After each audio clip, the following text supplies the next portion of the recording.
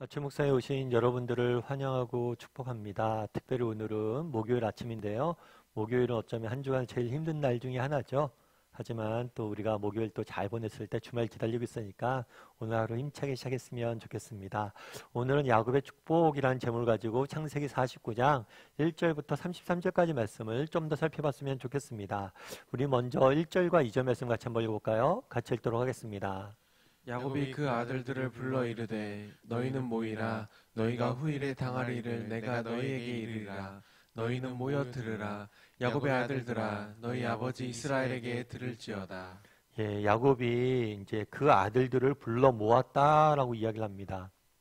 야곱이 임종의 때가 다가왔음을 알았어요. 자기가 이제 죽을 때가 됐음을 알았습니다. 그래서 요셉의 아들들을 축복하고 자신의 양자로 삼죠.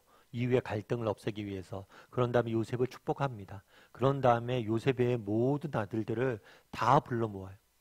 그리고 그들을 축복하는 모습들을 보게 됩니다. 그래서 야곱의 인생은 축복으로 시작해서 축복으로 끝난다라고 할 수가 있어요. 야곱의 인생이 처음에 탄생 다음에 제일 중요했었던 일이 뭐였죠? 아버지 이삭의 축복의 문제예요. 아버지 이삭의 축복을 형 대신 받게 되면서 그의 인생의 본격적인 이야기가 시작이 됩니다. 그런 다음에 맨 마지막에 무엇으로 끝나요? 야곱의 축복으로 끝납니다. 그래서 야곱의 인생은 축복에서 시작돼서 축복으로 끝나요. 그런데 이삭의 축복과는 전혀 달라요. 어떤 면에 다를까요? 그 아버지 이삭의 축복은 비공개적으로 이루어져 있어요. 아내인 리브가에게도 알리지도 않고 은밀하게 야곱이 자신의 생각과 이삭이 자신의 생각과 자신의 뜻에 따라서 그 형 에서를 축복하기 원했죠. 좋은 고기를 달라고 하면서. 그런데 오늘 야곱의 축복은 어떤 모습들을 보게 됩니까? 공개적으로 이루어지는 모습들을 보게 돼요. 뿐만 아니라 이삭의 축복의 본질에는, 이삭의 축복의 그 원천에는 뭐가 있었냐면 인간의 뜻과 계획이 있었어요. 아버지 이삭은 자신이 좋아하는 아들, 큰 아들을 축복하길 원했어요. 리브가는 자신이 사랑하는 둘째가 축복받길 원했어요. 야곱은 자신의 뜻에 따라서 축복을 뺏고 싶었어요.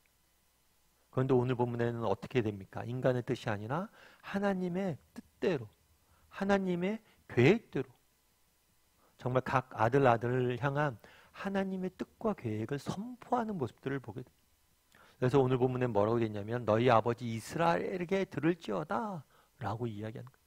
인간 야곱이 아니라 하나님의 사람 이스라엘의 말을 들으라는 거죠. 그래서 각 아들을 향한 하나님의 뜻과 계획을 선포함으로 끝나는 모습들을 보게 돼요. 그래서 야곱의 인생의 큰 주제는 뭐였냐?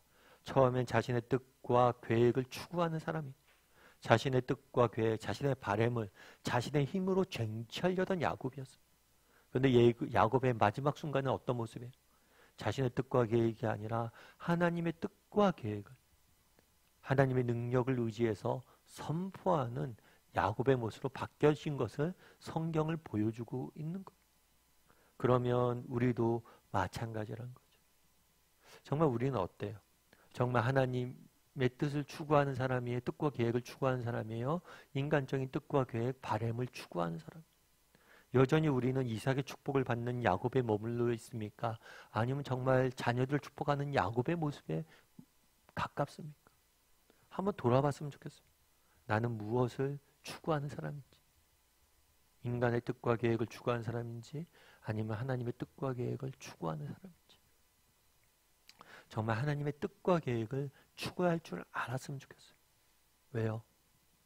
그 하나님의 뜻과 계획이 정말 그 안에 참된 기쁨과 만족, 그 안에 정말 참된 기쁨과 안식이기 때문에. 그래서 한번 돌아봤으면 좋겠어요.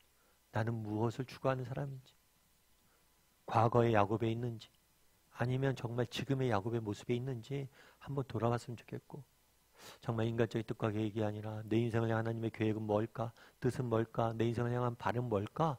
생각하고 그것들을 이루어갈 줄 아는 사람이 되었으면 좋겠어요. 우리 28절과 29절 말씀을 같이 한번 읽어볼까요? 같이 읽도록 하겠습니다. 이들은 이스라엘의 12지파라. 이와 같이 그들의 아버지가 그들에게 말하고 그들에게 축복하였으니 곧 그들 각 사람의 분량대로 축복하였더라. 그가 그들에게 명하여 이르되 내가 내 조상들에게로 돌아가리니 나를 햇사람 에브론의 밭에 있는 굴에 우리 선조와 함께 장사하라. 예. 그래서 야곱 그 사이에는 오늘 본문에 들어가는 사이에는 49장에는 한 사람 한 사람을 축복하는 모습들을 보게 돼요. 그래서 그들 각 사람들의 분량대로 뭐 했다고요? 축복했다라고 이야기를 합니다. 그럼 여기서 그 각 사람 한 사람 한 사람을 축복하는 모습들을 통해서 알 수 있는 건 뭐예요? 앞서 얘기했던 것처럼 이 축복은 단순히 야곱이 갖고 있는 바램을 전한 게 아니에요. 복받아라 이런 얘기가 아니에요. 하나님의 계획을 선포하는 거예요. 그래서 너희들 한 사람 한 사람 향한 뭐가 있다는 거예요? 하나님의 계획이 있다는 거예요. 하나님의 목적이 있다는 거예요. 그리고 그 계획과 목적을 바라봄으로 그 계획과 목적이 자신 삶 가운데 이루어진 것을 소망함으로 믿음의 길을 걸어가라고 지금 당부하고 있는 모습들을 보게 되는 거예요. 그럼 우리도 마찬가지라는 거예요. 우리 각 사람 한 사람 한 사람 향한 하나님의 뭐가 있다는 거예요? 계획이 있다는 거예요. 그리고 여러분들 그 계획을 믿고 그 계획을 바라고 그 계획을 추구하는 사람이냐는 거죠. 제가 예전에 어떤 책에서 읽었는데 어떤 아빠 얘기예요. 평범한 아빠 얘기인데 어느 날 아이가 4살 난 아이가 손가락을 다치게 돼요. 문에 손가락이 낀 거예요. 그것도 애들이 그러잖아요. 아빠 하고 쫓아오는데 아빠가 문을 닫다가 애 손을 끼는 거죠. 그래서 애가 엉엉 울고 그리고 손이 보니까 이상해요. 좀 많이 부었어요. 다쳤어요. 그래서 병원에 데리고 갔대요. 병원에 데리고 왔는데 의사 선생님이 한참을 이제 진료하신 다음에 그런 얘기를 했대요. 이게 손이 안 좋은 부위가 다쳤다고. 그래서 손가락 밑에, 손톱 밑에 성장세포가 있는데 이것이 상했을 수 있다. 그래서 이 성장세포가 상하면 손톱이 자라지 않는다. 생각해 보세요. 정말 어린아이 4살 난 아이가 손 아프다고 울고 있어요. 근데 그것도 아빠의 실수로 했어요. 근데 게다가 거기서 단순히 다친 게 아니라 성장세포가 다쳐서 손톱이 안 자란다고 생각해 보세요. 부모 입장에서 어떻겠어요? 에이, 손톱 하나 괜찮지? 아니죠. 부모 입장에 가슴이 찢어지는 일이에요. 그러면서 그 의사 선생님이 그랬다고 그러더라고요. 뭐라고 얘기했냐면 오늘 밤이 중요하다고. 오늘 밤에 제가 잠깐 치료해놨는데 이게 또 다치면 안 된다고. 또 어디 부딪혀서 긁혀서 이게 떨어져 나가면 안 된다고. 그럼 정말 그 다음에 답이 없다고. 그래서 오늘 밤 주위에서 잘 지켜보시라고. 그런데 아이가 자다 보면 몸부림칠 수 있잖아요. 그러다 보면 그게 다칠 수가 있잖아요. 그러니까 몸부림 못 치게 잘 돌봐야 된다. 그런데 사실은 애는 좀 아프다가도 이렇게 아픈 기가 가시면 뭐예요? 괜찮아지죠. 그리고 아이가 자다가 아직 인지가 없잖아요. 그러다 보니까 실수로 손을 딴 데 칠 수 있죠. 아이는 잤대요. 근데 부모 입장에 잠이 올까요? 그날 밤 잠 한숨 못 잤다고 합니다. 아이 손만 보고 있는 거죠. 혹시라도 잘못되면 어떻게 될까?